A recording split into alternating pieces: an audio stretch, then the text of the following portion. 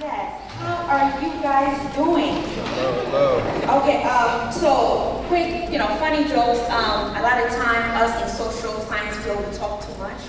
So I have to put on a quick note on my phone to make sure I stay on topic. I'm so sorry, guys. Okay. So right here.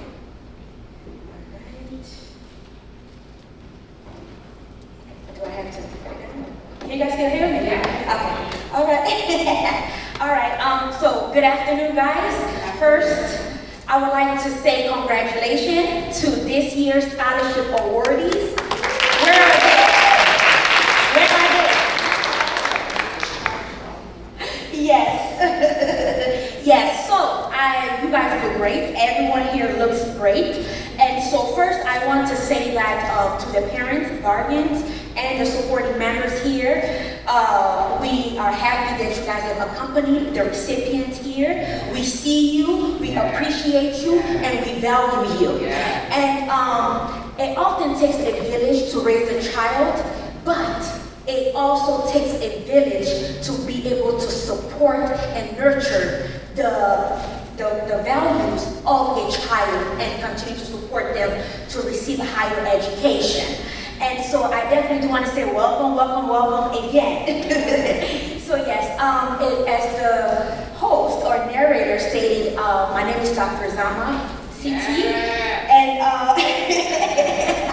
and so I am a licensed rehab therapist and a 3 times national certified rehabilitation counselor, generic counselor, as well as licensed generic and rehab therapist. And so I want to say that I'm very grateful to be here, and I am deeply honored and grateful to Stanley House of Love, and especially to Miss LaDonna Stanley Thompson. Thank you so much. And to everyone here, thank you guys for continuing to keep the legacy of Martha M. Stanley alive. Through purpose, through passion, and pure love. Yeah. And as we know, with Martha was a single mother of 5. Yeah. Very hardworking. And she is a woman who believes in service, in faith, as well as unshakable love. And she dared to pour out her love to the community. And that's the reason why we are here today. Without her, we would not be here. And so in proceeding, I am a 2015 recipient of this scholarship. and so it is an honor that I'm here, not just being invited back, not as a student, but as a keynote speaker. And so it feels good that I'm speaking before these youth who are indeed the future of tomorrow. And youth who are here, I definitely want to say, I see you guys. I see you guys. And I want you guys to remember that you possess the power, creativity, and innovation to shape our economy. And so the other thing is, I wanted to speak on what SHoLOVE meant to me and what it provided me. Seeing you cry is gonna make me cry.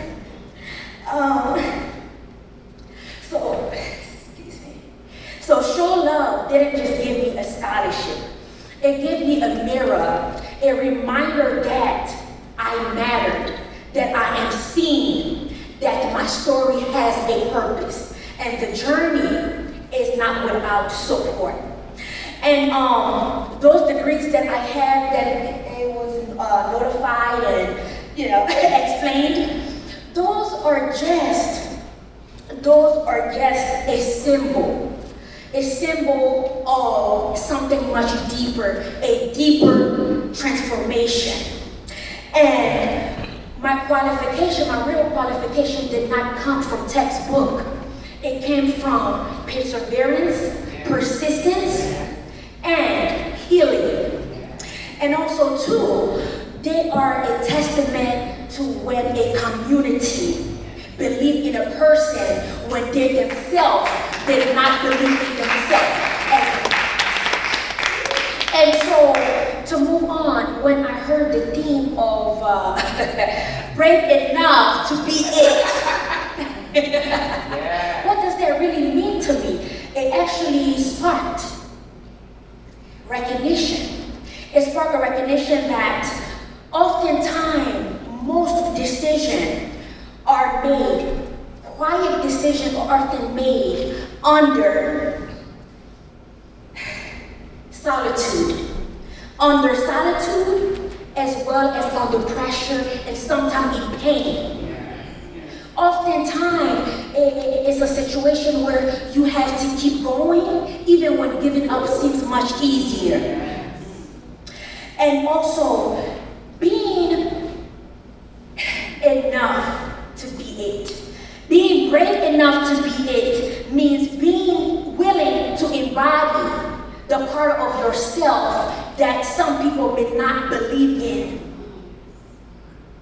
may not yet understand, support, and fail to give you the support needed. But it means that you are being brave enough to walk through doors that does not yet open for people who look like you. Not only just look like you, sound like you. And most importantly, people who came from where you come from. I went to Anacostia High School, so I grew up in the projects. Southside DC, so I do understand the struggle side. And so, in being brave enough, it means claiming your story, even the broken part. And the broken part where you understand that you are created on purpose, with purpose, for a purpose.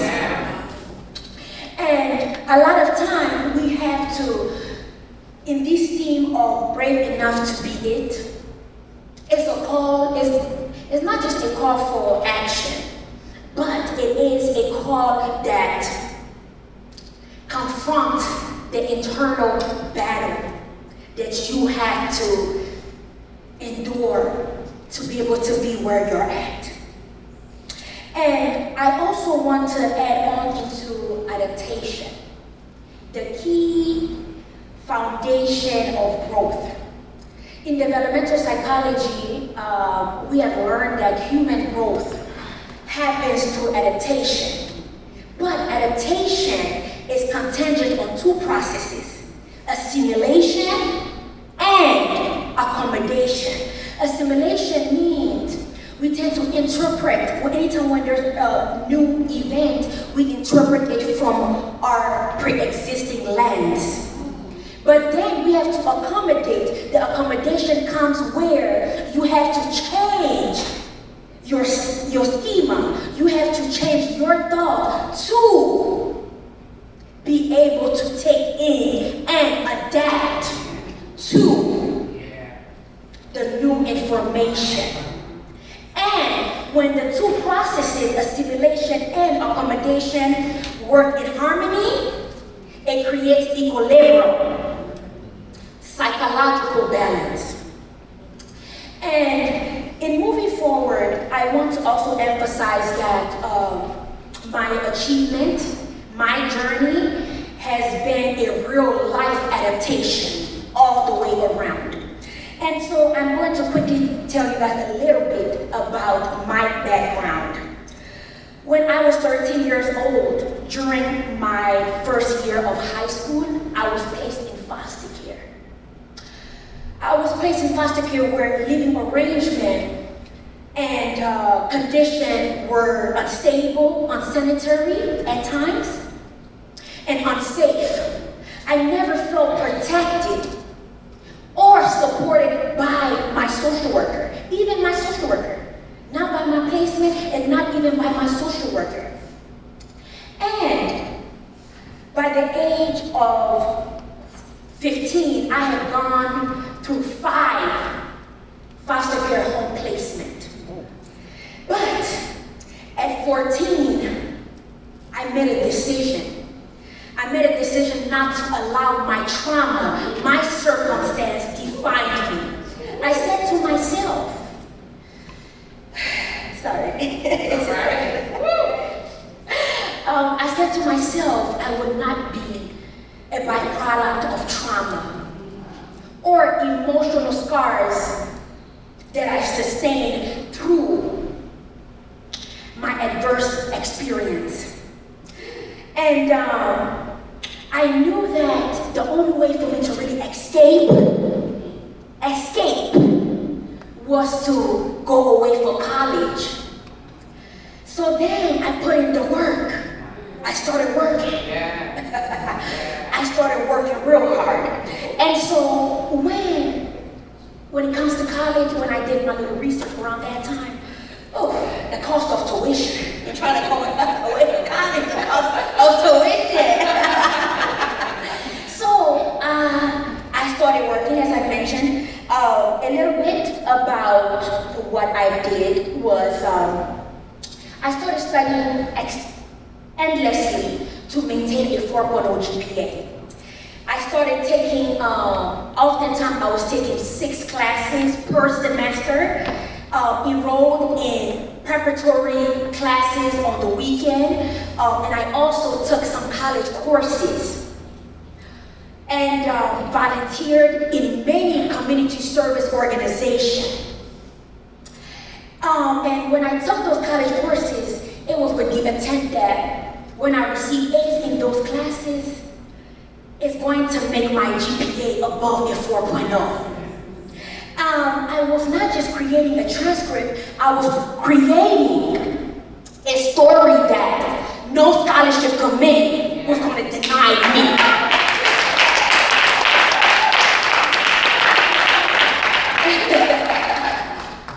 And so, through such perseverance, determination, and persistency, this led to me to earn leadership positions in organizations such as Model United Nation, Debating Team, Capital One, Area Food Bank, Urban Alliance, Internship Program. So with all of this achievement compiled together, it made me a stellar, remarkable candidate for scholarships. And with that, it led to me graduating with my initiative of taking many courses and college courses. This led to me to graduate 2 years early from high school.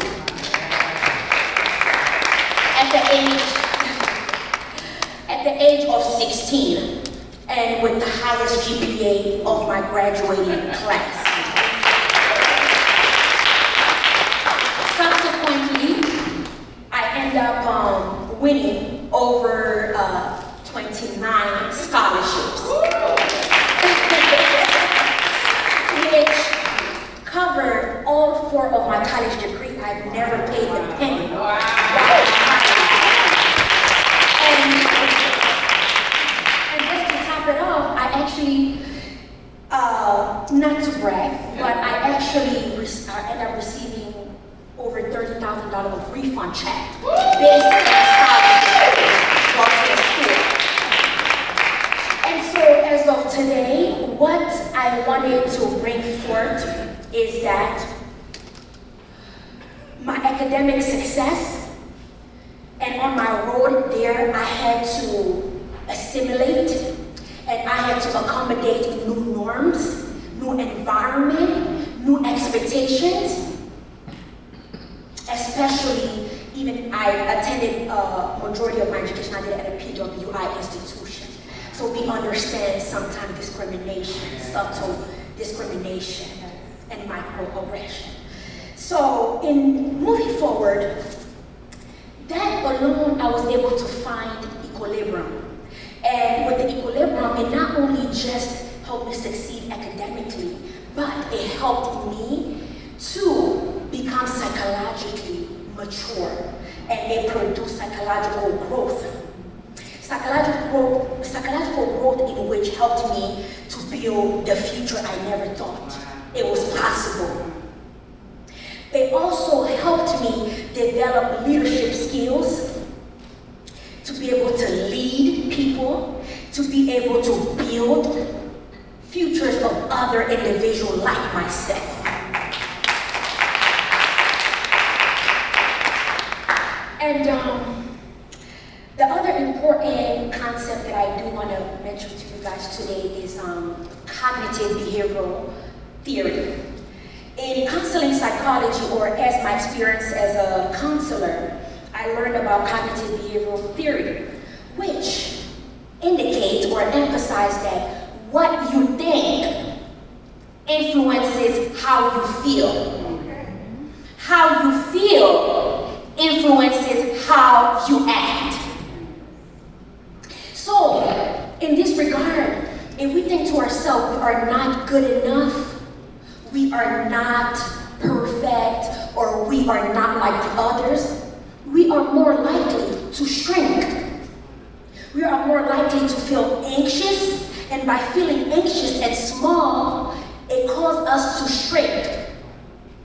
In classrooms, in opportunities, but once we are able to reframe and restructure such viewpoint or thought process, we feel more hopeful, and we are more likely to take advantage, act boldly. Sorry guys. Act more boldly, take risk, and achieve the unthinkable. And the other counseling theory that I think is worth notifying or noting is imposter syndrome. That's their liar. So, as we understand here that the powerful tool that I utilize to overcome my emotional tortures, I would say my emotional heart-breaking adventures, it was to be able to restructure my thought process. With imposter syndrome, even when I was graduating or walking across the stage to graduate, I often used to still think to myself, do I really belong here? But that's a lie. That's that voice in your head that tells you that your achievement is luck and not earned. And that is not the God that we serve, that help us be where we at. And with that, we have to fight it off. Fight off that voice that keeps telling us to reduce our vision, reduce our goal. That voice that tells us that we are to doubt ourselves. So instead of self-doubting, engage in self-trust. And most importantly, trust in God. There's nothing that God cannot do. You have to believe in the word and then trust yourself. And in challenging those voices, you kind of own the broken pieces. Not necessarily with arrogance, but with ownership. In that I belong here, you belong here. All of us in this room, we deserve to be in rooms where our ancestors dream of. Not to witness, but to lead the room. So I am toning it down now because I know it's time. I'm looking at the clock here too. So to this year's scholars, 2025 recipients. This is not a financial award, but it is an identity moment. According to psychology, adolescency and and young adulthood, those are the critical years where you find yourself. So be intentional, be reflective, and be brave enough to be it.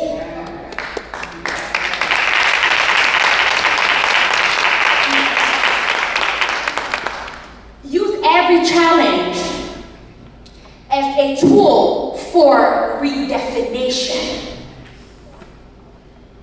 And that's self-definition. And another is use every doubt as a doorway to deeper truth. Another is use every success to lift others as you climb. So many times in our community, once we climb, we forgot that we are from the projects, or that we came from some form of impoverished, deprived environment. And so now that I'm about to close, I definitely want to give you guys my scholars. This is for my scholars. The other people, you guys can take it too, but I mean, this is for my scholars here. 7 advice that I want you guys to take away from my journey. Number 1. You guys are taking notes? I was going to try to print this out and bring it to you guys, but you know, time constraint. And my ADHD was playing around, so I couldn't really have time to do that. Okay, so the 7 type advice that I want to give you guys is number 1. Have a 250-word essay on civic engagement handy. That's your golden ticket to scholarships. Because scholarship committee often take into consideration in terms of how does investing in this person will contribute to the community, and how investing in you will yield a profit in which would be returned back to the community. That's why having such essay handy is definitely a golden ticket, and that's what really assisted me in getting the scholarship that I obtained. Number 2, make sure to gather all the information on the community service, organization or event in which you participated in, and add that to your resume. Because for majority of students, oftentimes you ain't got no work experience by the time you graduate. So therefore, documenting your civic engagement and extracurricular activity speak for you. It speaks that you not only excel in the classroom, but you are excelling outside of the classroom and in the community. Yes.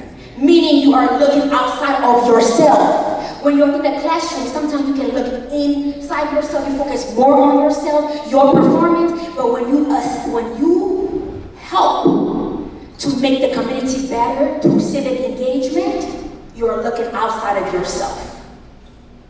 And then third is that I think a lot of guardians and parents may not want me to say this if I really be upset, but scholars, choose a major of your own choice, not a major that was professed or that was spoken to you by your parents. Because when you major in something in which you like, you have passion for, you are likely to thrive. And college is a long journey. So you cannot go to college for somebody else, not even your parents. I do respect our parents, but you're becoming an adult. So you make that decision. And that goes to also moving forward when you are in college, make sure to engage in continued civic engagement, but also to engage in internship opportunities and job shadowing opportunities.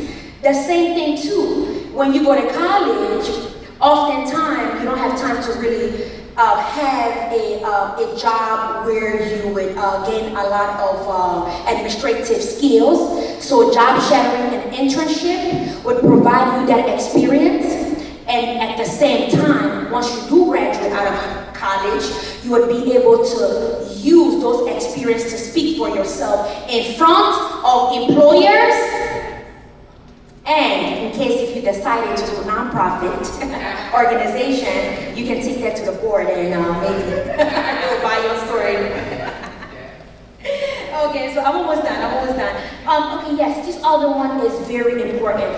Oh, make sure to take advantage of supporting services on campus, meaning tutoring services, but the most important is disability accommodation services. So if you are a person who struggles with anxiety, with depression, if you struggle with anxiety, depression, or any form of learning disability or difficulties, then you are under American Disability Act, Americans with Disability Act, ADA, you may qualify for additional support or accommodation that may include extra time on your assignments, extra time on your exam, and also too, if you are experiencing some form of distress, you can get the accommodation of being able to stay out of class. Or even if you struggle with taking notes, then the school would provide you somebody to take your notes for you. And you should also try to look into that too.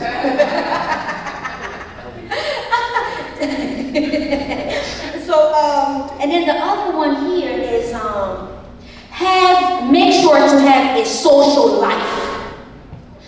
Social life, because once you're out of high school or once you're out of college, social networking that you build during college is what's going to help you to be able to get the job.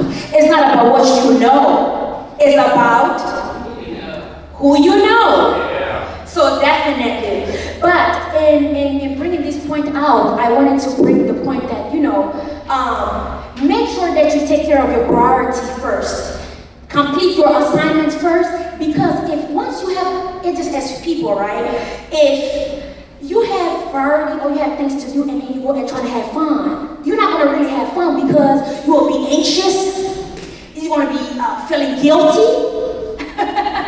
So, in order for you to enjoy the luxury of your leisure time, then you should take your priorities first. Lastly, for my procrastinators in the room, are you guys here?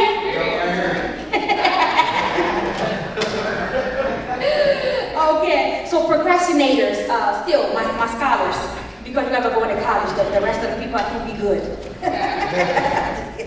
Okay, so for my procrastinator, so let's just say this, right?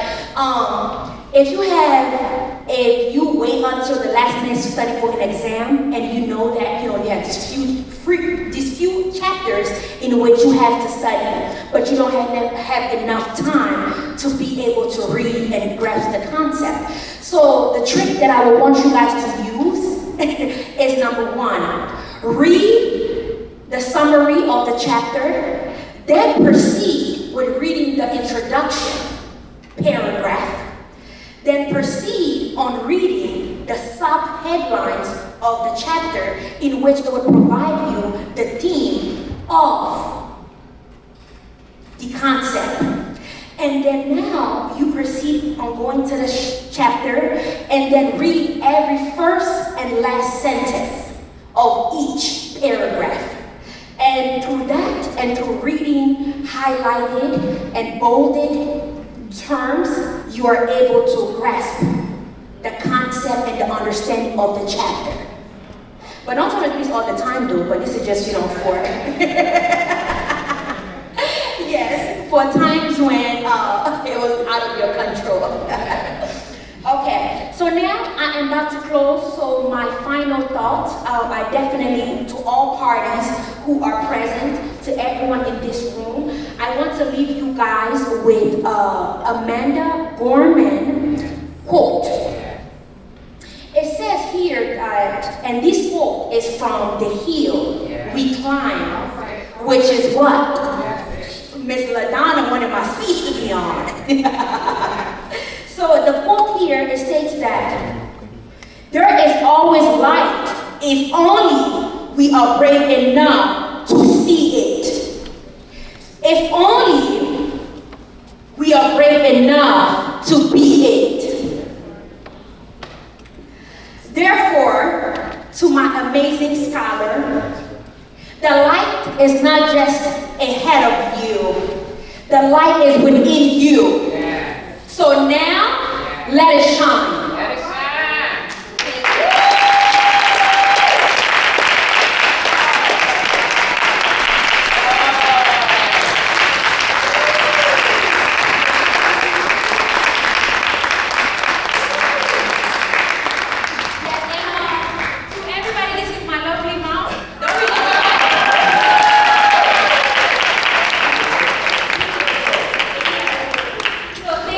So much.